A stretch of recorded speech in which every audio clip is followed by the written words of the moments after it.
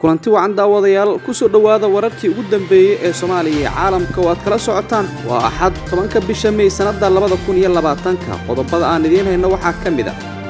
in doonaya inuu dilo sargaal booliis ah oo shacabka Muqdisho ay qabteen xilli shalay sidoo kale shacabku ay gacanta ku dhigeen in al-shabaab maxaa iska bedelay shacabka magaalada Muqdisho miyaa la dhihi karaa markan way bislaadeen digniino soo baxay iyo qaraxyo laga cabsi qabo inay geystaan al-shabaab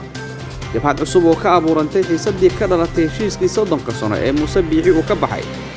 madaxweynaha Hirshabeelle oo lagu eedeeyay musuqmaasuq xilli qatarta fatahaadu ay ku soo wajahantahay Hirshabeelle iyo Turkiga uu sameeyay taankigii isagu sawidi kara nuucii ugu horeeyay iyo kun shaqo oo qaban karo qodobadaasi kuwa kale ayaan idiin haynaa u diyaar garooba daawashadii la socodka wararkaasi oo faahfaahsan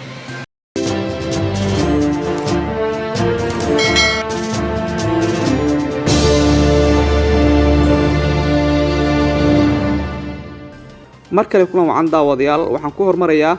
maamulka gobolka Banaadir ayaa soo bandhigay sawirada nin hubeysan oo ay markaasi shalay isku dayay inuu dilo sargaal ka tirsan ciidanka booliska Soomaaliya waxaana ninkan gacanta ku dhigay dad shacab ah ninkan hubeysan ayaa rasaas la dhacay sargaal ka tirsan ciidanka booliska oo ku sugnaa laamiga Saybiano ee degmada Hodan waxaana ninkan xilli uu doonayay inuu baxsado gacanta ku dhigay shacabkii goobtaasi ku sugnaa una wareejiyay laamaha ammaanka sida aan wararka ku helnay sargaalka ciidanka booliska ayaa dhaawac ka soo gaaray rasaasta uu huuyay ninkan hubeysan waxaana sargaalka dhaawiciisa loo qaaday mid ka mid ah isbitaalada Muqdisho talaabadan ayaa noqonaysa hadii midii ugu horeysay oo ay ku dhiiradaan shacabka Muqdisho oo ku sugan ama ku aadan inay qabtaan nin doonaya inuu dil geysto halka markii hore kooxahan hubeysan inta ay dil geystaan si caadi ah dadka ay ugu dhexmari jireen iyagoo aanan cabsi muuqan ama cabsi ay ka muuqan magaalada Boosaaso waxaa lagu dhex baahinayaa digniino ku saabsan in al-shabaab ay qorsheynayaan weeraro argagixiso halka ay ka fuliyaan wararka ka imaanaya magaalada Boosaaso ee xarunta gobolka Bari ayaa sheegaya in xabsiga magaaladaasi loo taxaabay 3 nin oo looga shakisan yahay kamid ahaanshiyaha kooxda al-shabaab xariga nimankani ayaa yimid kadib howlgal maalintii shalay ahayd ee ciidamada ammaanku ka sameeyeen magaalada Boosaaso kaasi oo gacanta ay ku soo dhigeen mid ka mid ah shabakad weerarada iyo sidoo kale dilalka fulin jirtay kadib iska horimaad dhex maray iyaga iyo ciidamada ayaa ku guuleystay gacan ku dhigista shakhsi ka mid ah kooxdaasi iyagoona sidoo kale ka dilay shakhsi kale ninka la qabtay oo bixiyay xogta lagu soo qabtay raggani ayaa haatan ciidamadu gacanta ku hayaan waxaana ku socda baaritaano kuwii kale ee la soo qabtay dhinaca shaqaalaha ka howlgala hay'adaha samafalka ee UN-ka ayaa dhankooda iyaguna helay fariimo digniina kuwaasi oo ay ka heleen saraakiisha iyo madaxdooda fariimaha loo diray shaqaalaha ayaa la sheegay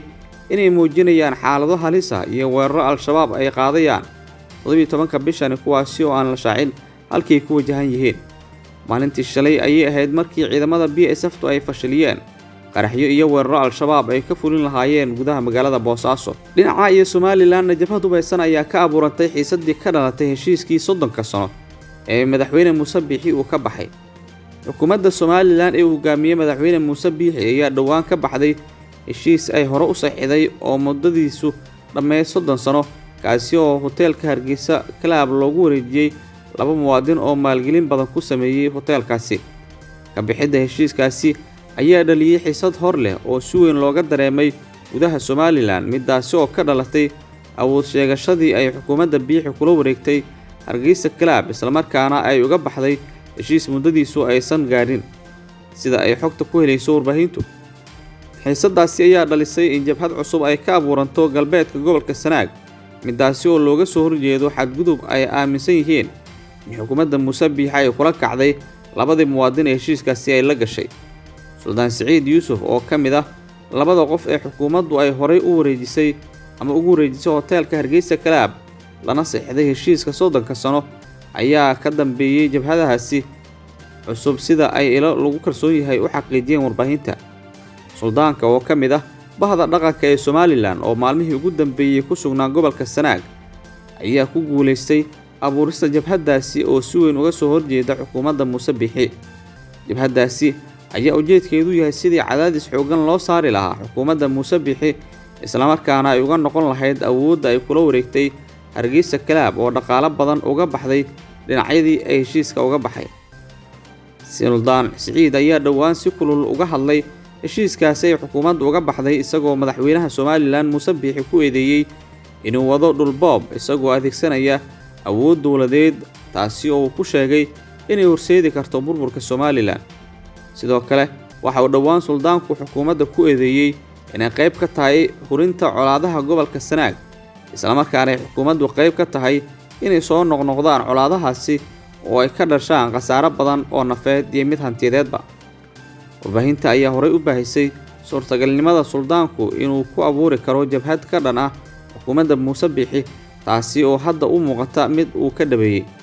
Jabhadaha inta badan ka abuurma gudaha Somaliland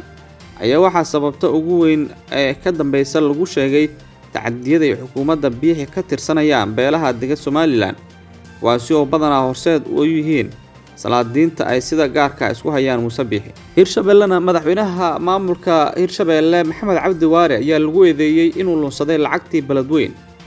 iyadoo wali la isweydiinayo sababta aysan reer Beledweyne u helin lacag dhan $500,000 oo ay dowladda federaalku sanadkii hore ay u ballan qaaday markii ay Beledweyne qaabishay fatahaadaha webiga. Haddana waxaa soo baxaya warar kala duwan oo arrintaasi ku saleysan. Xildhibaan ka tirsan dowladda federaalka isla markaana deegaan doorashadiisu ay tahay Hirshabelle ayaa madaxweynaha maamulkaas ku eedeeyay inuu leexsaday lacagihii ay dowladda u qoondeysay inay ku caawiso dadka reer Beledweyne. Xildhibaan Daahir Amiin Jeeso oo ah mudane ka tirsan baarlamaanka federaalka ayaa wareysi uu siiyay mid ka mid ah TV-yada Soomaalida uga baaqay madaxweynaha inuu hor yimaado dadweynaha isla markaana uu cadeeyo halka ay lacagtaasi ku baxday. Dhowaan ayay ahayd markii guddiga gurmadka Beledweyne ay sheegeen inaysan weli helin kaalmadii ay dowladda ballan qaaday iyo sidoo kale kaalmooyinkii Jabuuti iyo Shiinaha. Sida la hubo, dowladdu waxay dadka reer Beledweyne ugu yaboohday $500,000 milyan. Jabuuti ayaa ballan qaaday lacag dhan $600,000. Dowladda Jeena ayaa iyaduna yaboohday lacag dhan $1.5 milyan. Dhammaan lacagahaasi oo ay raacsan tahay $100,000 oo ay maamulka gobolka Banaadir ballan qaadeen ayaan la ogeyn halka ay ka baxeen, iyadoo Beledweyne ay mar kale wajahayso cabsi laga qabo fatahaadaha webiga Shabeelle. Haddaba maxaa madaxweyne Waare looga baahan yahay markaa inuu TV-ga fariisto oo uu si cad uga hadlo, ayuu yiri Jeeso. Guddiga gurmadka Beledweyne waxay bilaabeen olole ay kaga hortagayaan fatahaadaha webiga, waxaana kaliya gaaray kaalmo kaga timid Puntland, waxaana la fahamsan yahay inaysan ku filnayn dhaqaalahaas. Dhanka kale, dowladda federaalka waxay wajahaysaa eedeyn kulul oo ku saabsan inaysan mar waliba ku dhiiran isla xisaabtan dhab ah marka uu dalku wajaho xaalad dabiici ah. Waxaa weli aamusan maamulka Hirshabelle oo aan ka jawaabin eedeynta ay wajahayaan. Sidoo kale, dowladda kama hadlin arrintan maadaama la isweydiinayo lacagaha halka ay ku dhaceen. Ugu dambeyntii, waxaa la sugayaa cidda ay lugaha la gasho arrintan, iyadoo Hirshabelle ay wajahayso xaalad markaasi siyaasadeed oo kale maadaama aan weli lagu heshiin habka xulista xildhibaanada cusub. Dowladda Turkiga waxa ay sameysay taangi isagu iswadi kara nuucii ugu horeeyay iyo 1,000 askari markaasi ama 1,000 shaqo oo markaasi uu taangigan u qaban karo. Taangi ah nuuca isagu iswadi kara oo uu Turkigu farsameeyay ayaa waxa iska kaashaday hay'adda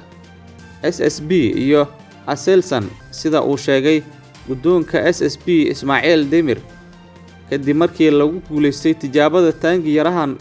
iswadi kara oo ah nuucii ugu horeeyay ee UGV oo ah dabaqada dhexe ee uu markaasi Turkigu dhiso, ayaa waxaa la bilaabayaa soo saarista isaga oo rasmi ah, iyadoo marka hore lagu qalabaynayo ciidamada Turkiga gaar ahaan kuwa dhulka, iyadoo kuwa cirku horey u haysteen diyuuradaha iswadi kara ee UAV ee uu Turkigu sameeyo, iyadoo lala kaashanayo shirkadda Turkiga ee Kadmerji. Taangiyadan ayaa hore loogu talagalay sahanka heerka sare ah, markaasi meeleynta bartilmaameedyada, hogaaminta hubka iyo adeegyo kale, isagoo u howlgali kara si madax bannaan isla markaana ku socon kara oogo dhuleedyo iyo sidoo kale bay-o kala duwan. Taangiyarahan oo fogaanta laga hogo ayaa sidoo kale bixinaynin kul ay markaasi garan karaan raadeeryadu, isagoo ay ku rakiban yihiin qoryo xajmi sare leh oo saaran tooreedkiisa oo si hufan markaasi oo sahlan u warwareegi kara haddii lagu xiriiriyo dayax-gacmeedkana wuxuu gaari karaa masaafo aad u fog. waxaa kale oo loo farsameeyey inuu ka shaqeeyo hagitaanka agabyada kale ee basaaska ah, gawaarida dhaawaca lagu qaado, kuwa sanada markaasi qaada, meelaha madaafiicda lagu rido iyo degitaanka gaadiidka biyoodka ah. guud ahaan daawadayaal saaxiibayaal intaas ayaan kusoo gabagabaynayaa warkan kiisa xiga. intaan ku kulmi doono dhammaanteen waxaan idinkaga tegaynaa sidaas iyo nabadgelyo. wasalaamu calaykum waraxmatullaahi tacaala wabarakaatuh.